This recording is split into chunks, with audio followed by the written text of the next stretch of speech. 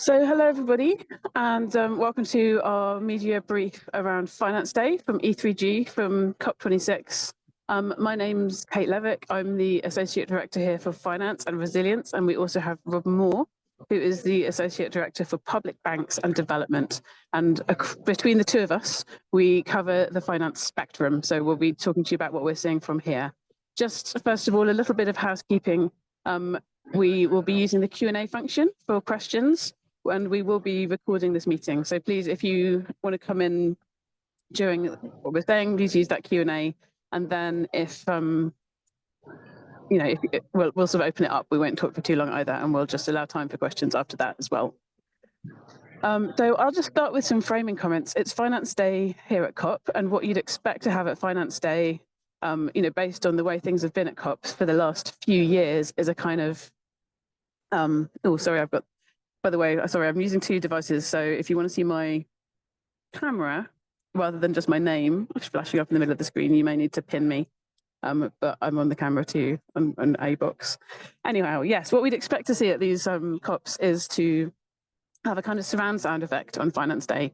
So we'd be looking for higher ambition on finance in the negotiations, and then we'd be looking to see signals from non-state actors, particularly institutional investors, companies, their alliances, sort of market movements, also signaling that money is pouring into climate action, and also from other non-state actors such as the big public finance institutions like the multilateral development banks. And we'd expect that to then amplify the ambition of the negotiators. And that's the positive dynamic that's usually created. Also, the finance ministers come in on this day and they have the opportunity to make, new financial pledges and announcements in formal sessions.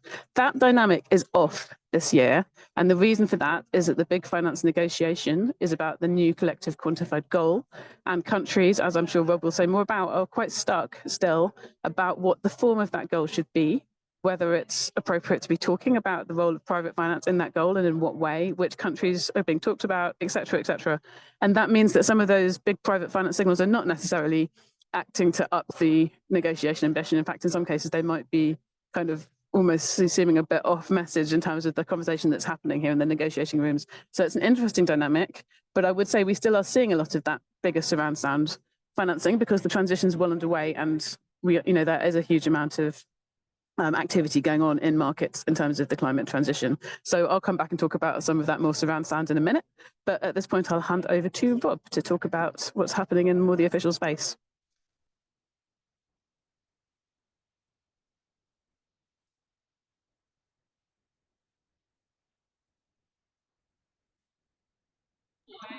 Sorry for the delay, just a little bit of technical difficulties. Thanks, Kate. As Kate said, the main negotiation this COP, as you'll all be aware by this point, I'd imagine, is on the new collective quantified goal on climate finance, which is the global goal that was agreed to in principle in Paris to replace the $100 billion mobilization goal that has existed since 2009 and came into effect in 2020. Those discussions are largely happening within the negotiating rooms at the moment. There's not a lot of progress being made, and that's chiefly, I think, because there is still a very, very big gulf between the expectations that developing countries have of that goal and the amount of finance that developed countries feel able and willing to bring to the table. There are lots of conversations in the corridors, mostly between civil society or a sort of higher political level of officials, to try and bridge some of that divide, but we've not seen any movement yet. What you would usually see at this point in COP, as Kate says, is a suite of very significant announcements from some of the developed countries. Often they'll use Finance Day to make new climate finance pledges. We've seen a few pledges today from Sweden to specific funds, such as the Green Climate Fund and the Loss and Damage Facility. We've seen some individual announcements of individual initiatives from some of the MDBs, including the Asia Development Bank. What we haven't seen is a sort of big coming together of the developed countries in terms of putting something that is more concrete on the table.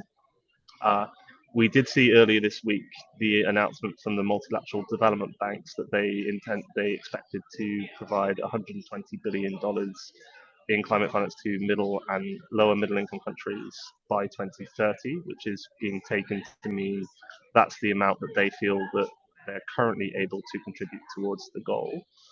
but there is a big push from developing countries to see a lot more in terms of concessional, bilateral donor finance.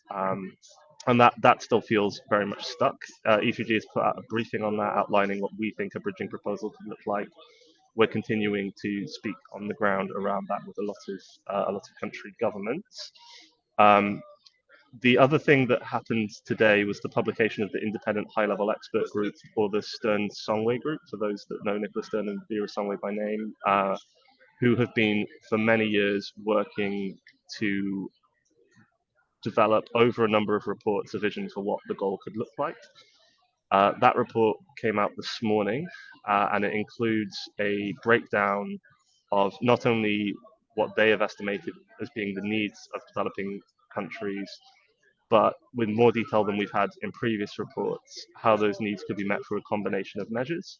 And that includes a significant increase, tripling of MDB lending, a doubling of bilateral donor support, around $200 billion in unconventional sources. By that, they mean the various proposals for levies for shipping, levies for aviation, carbon markets, all the things that aren't sort of conventional donor finance, as well as some South-South cooperation.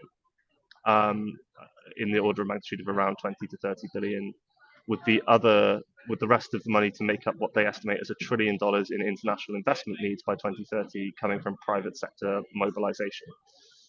What we are seeing is an acknowledgement that that is more or less what the needs for investments are in developing countries, but a lot of disagreement on how exactly those needs should be filled and what the composition of the finance that makes up the stack that meets those needs will be. We understand that developed countries are considering levels in the sort of 200 to 250 billion region at the moment, but there is a demand to go significantly beyond that, and at minimum a need that if they cannot agree that full amount that is actually needed this COP, that they put a significant amount on the table and then ensure that there is a process to figure out how that gap could be filled over time. The other big thing is the contributor base and who is going to pay into that goal. So at the moment, it's the countries that were listed in the annexes of the convention in 1992, which is largely Western Europe, America, Canada, Japan, Australia, you know, the sort of OECD countries of that time. The world has changed quite a bit since then, but there is still within the process, within the formal COP process, a delineation of those countries. And one of the big political dynamics here is whether countries like China, Qatar, etc., are going to join those countries in the new goal. China made a big announcement for international support for climate yesterday, which would put it amongst the largest contributors, but it is still not seeing that as being a formal contribution to the goal. It is seeing it as being a contribution outside the goal to South-South cooperation. So there's a lot that needs to happen in the next week or so if we are going to find consensus within this process on a goal. And the G20 leaders over the weekend also feels like it will be quite important for sending the right political signal at a higher level to give a bit of direction to negotiators on the ground here. Kate, I'll hand back over to you for now. Thanks. Okay, cool. Thanks, Rob. So, I mean, as I mentioned, there have been, a whole wider suite of reports and announcements also out today. I think I'd maybe mention 3 key things that I'm seeing in terms of high-level trends, although there's so much activity that there are, many different things one could pick up on. So one is, I think we're just seeing more and more of a role for the insurance sector. The insurance sector has always historically been, one of the sort of quieter parts of the financial sector. It's always been there, particularly in the context of resilience. But the insurance sector is just starting to be a bit more assertive. We're seeing a number of different insurance initiatives and reports kind of come forward. And really, there's 2 things that are a bit new. One is that more insurance voices are being willing to say that, their business model doesn't work in a 3-degree world, and that does, provide some jeopardy for the economy, and also pointing out, their key role in the transition as well, that actually transition activities, transition investments all need underwriting, and the insurance industry plays a key role there. And that maybe, everyone thinks about banks and the roles of banks in this context for the lending, but they don't appreciate the full role of insurance. So we're seeing a more assertive insurance narrative, partly, of course, very much driven by the severe weather and climate impacts that we have seen all year around the world that is just impossible to ignore and has, caused some quite unexpectedly high insurance losses for many of these firms in this year. So it's really focusing and concentrating minds. The second thing that I would pick up on is that as for the last few years, and this is something we've been very closely involved in at E3G, everyone's talking about planning for transition and transition plans. Now, at the G20 level, the dominant discussion has been around the national transition plans, but in the sort of financial and private sector, of course, the discussions around private sector transition plans, many events and discussions around that. This morning, the UN Secretary General did a stock take of the Integrity Matters report, where things have got to, that was from a previous COP. And of course, one of the asks in there was for all firms to have high integrity climate transition plans. He's repeated his call for firms to come back with those high integrity plans for COP next year. But he's also made a very strong call that having those plans should now be mandatory for firms. And that's a strong call to policymakers and regulators. And the task force on net zero that was created out of that Integrity Matters report has issued a couple of reports sort of taking stock of where policy and regulation is. And of course, what they're finding is that, financial regulation, relevant policies have been moving really quickly in terms of setting up transition planning and expectations for firms, but lots of those requirements are not yet aligned with the 1.5 Paris goal. And then the third thing that I'd pick on, which has just, been coming up, having been very dormant in the last few years, is taxonomies are back, and they seem to be back with a bit of a vengeance. Of course, the EU taxonomy was a very big deal when first created, and of course, China had a green bond taxonomy before that. But then they sort of went a bit quiet, and now suddenly, the International Platform for Sustainable Finance, which is the network of financial regulators that the EU and the IMF convene, have sort of relaunched, if you like, their common ground taxonomy, with also Singapore involved, and I think a queue of other countries that will potentially be coming in to join that effort.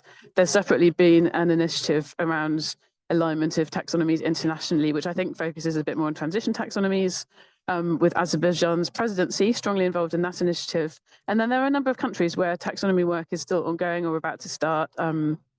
Australia, New Zealand, Zambia. I was just speaking to Zambia, who are writing their taxonomy. So that's a trend that we're seeing back again. And I think the conversation is, for those who are not into the weeds of taxonomies, what these do is define what is a green investment or what is a transition investment. So that's kind of an important conversation at this time when everyone's trying to work out the transition pathways for all the world's countries. So I think I'll stop with that as my summary. Oh, I should mention that E3G and its work on transition plans, we are supporting a new international transition plan network that was announced today, where we'll be supporting official actors to engage with the wider community of practice, which involves sort of the private sector and also other stakeholders, to really help to fast track this discussion around financial regulation for climate goals, which is exactly what the UN Secretary General was talking about. So I think we could open it up there, if unless there's anything else you want to add, Rob. No, nothing from me. Actually, one thing that I'll note, but we did raise it in our briefing yesterday, I think we got a few of the same attendees, is we also saw the launch earlier this week of the Coalition on Solidarity Levies, which is sort of being an effort being led by Mia Motley, as well as the Spanish Prime Minister, and that is being seen as a big political conduit to push for some of these very long-standing proposals to deliver taxes and levies on some of the sources of pollution through international mechanisms that is really serving as a conduit for that. And you saw quite a large number of particular African countries join that initiative earlier this week.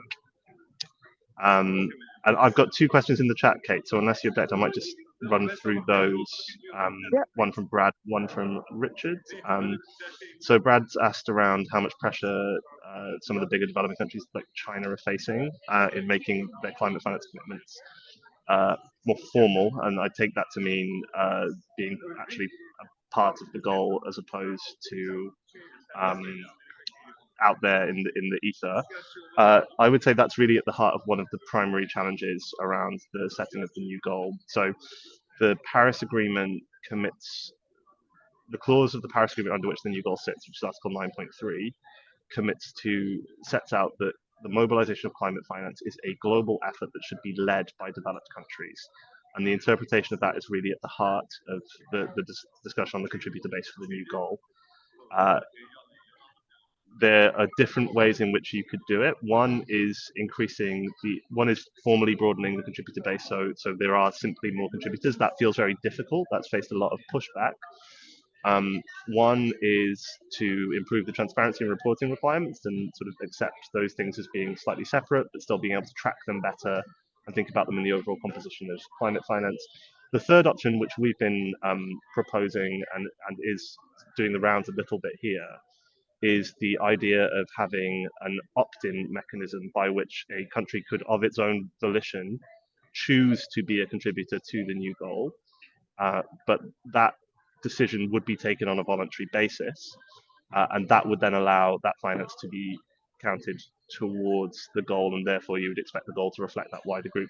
This is really material for the level of the goal. So if you look at the independent high-level expert group numbers that were published today, our calculations, which are very quickly done because the report only came out earlier today, is that broadly speaking, if you take only the current base of contributors, the numbers in that report add up to probably around $300 billion in public finance before you add those innovative sources of finance like levies, etc. If you include a wider set of contributors, that goes up to 400 billion, and that's because of both the south-south flows and because of some of the MDB finance will only a share of the current MDB finance counts as developed country finance, because some of it is because they have shareholdings from the global south also, and some of those large emerging markets. But that's really one of the key political discussions, and there's going to need to be some form of breakthrough in those discussions. There was a second question from Richard. The 120 billion MDB target, that's an annual target by 2030. And that's sort of somewhere between 1.5, it's around a 50% increase on where they are at the moment. And that there is scope to go further than that if there are capital increases and further implementation of some of the measures that have been proposed to MDBs to increase their scale. So we see that as a good but not absolutely maximalist contribution. And I'll also take the US question from Marie around whether the US election result will impact momentum. I mean, clearly the tone of the negotiations is very aware of the US election. I think even prior to the US election, there had been 3 years to progress these discussions, and we hadn't seen a lot of movement. So I don't think in a world in which we had a different outcome in the US election, you would see, a radically different dynamic. But obviously, who's to tell? They would still be very complex negotiations that required a lot of inertia, that entailed a lot of inertia at the technical level and a need for some form of political intervention. I think that's always been the expectation amongst negotiators. But the tone of the negotiations is obviously impacted by that. The US aren't a huge bilateral contributor of climate finance, certainly not compared to their share of the global economy, but they are very important in those multilateral institutions. And then just the final question that related to the Climate Finance Action Fund. We haven't clocked any contributions to date, but we can keep an eye on it, and we can get in touch if we do see any. Kate, I don't know if you've seen anything else. Yeah, and then finally, so I was just exchanging with our comms team about that question. So we've highlighted that as an area where we do expect to see some announcements, and we're doing our best to track across all these different things that are happening, but we do not have the latest data on that for this call. I'm so sorry, but we may be able to follow up later. The next question's on ITPM, which is very clearly in your ballpark, Kate, so I'll hand back to you. Okay. Yes, so we have not announced the membership at launch. We've announced the advisory group. We will be announcing members like fairly soon, but we know we do have there are members, but I think we felt like this was probably the right moment to talk about the advisory group. First of all, we're still having quite a lot of membership conversations at the moment, and we didn't really want to do it prematurely. But we do have some active discussions around this because it's so timely. So I can certainly say to you that network is going to be very active starting from the new year, and I think the year ahead is going to be quite an interesting one to be providing that extra space and dialogue. Kind of going back to that US question, obviously transition plans are only one issue of many, but not only the COP, but a number of other sort of more traditional networks, there might be differences in how things are discussed. So, creating additional dialogue and exchange spaces is basically quite a helpful contribution at this point. I'll also just come back one more time on the US question, because now having had a bit more time to process it, one thing I would say, so there is obviously, the negotiators will be thinking not only about what is the number on paper, but what is the likelihood of that number being delivered. And so there will be a calibration going on in the minds of the developing country negotiators.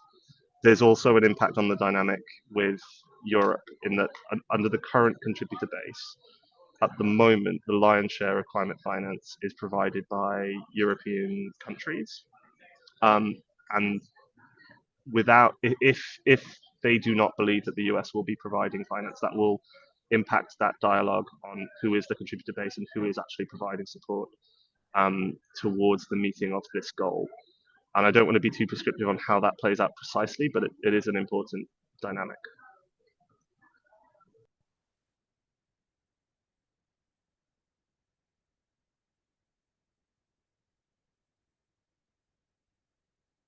Okay, the next ones will look like they're for you too, Rob.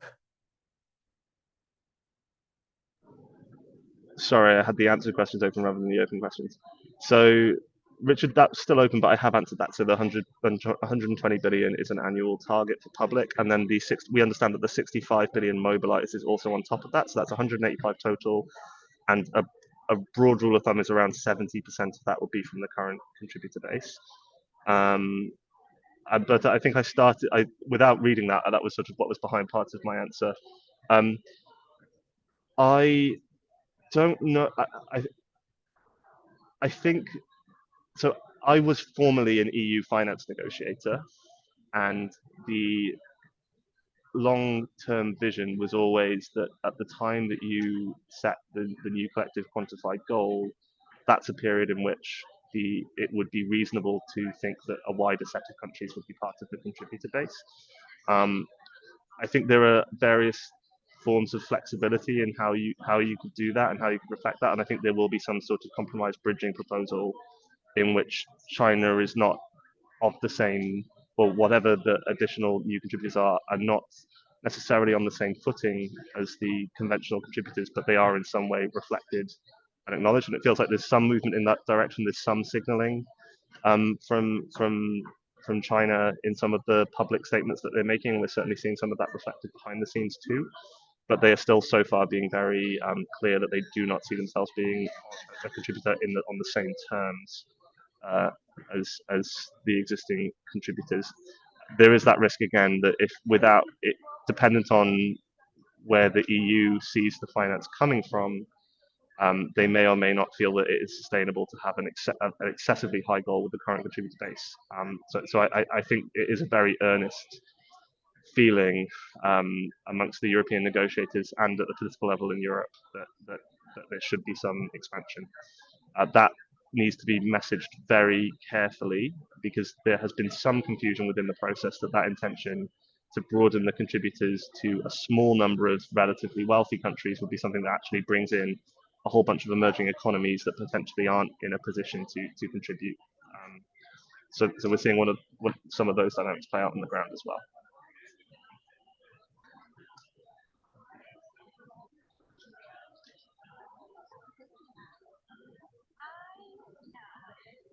Okay, so we're coming up to time.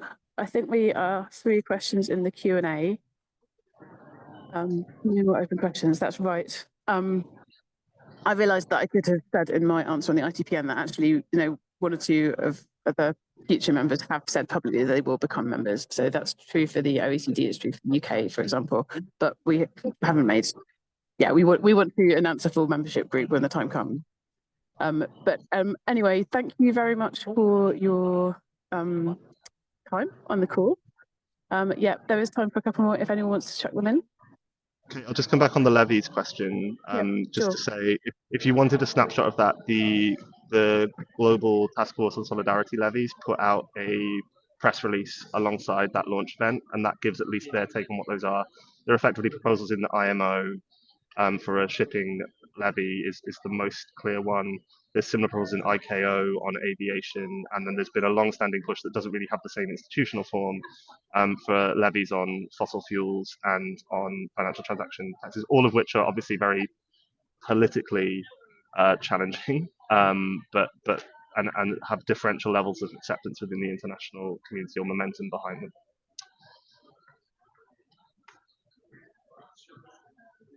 Thanks, Rob.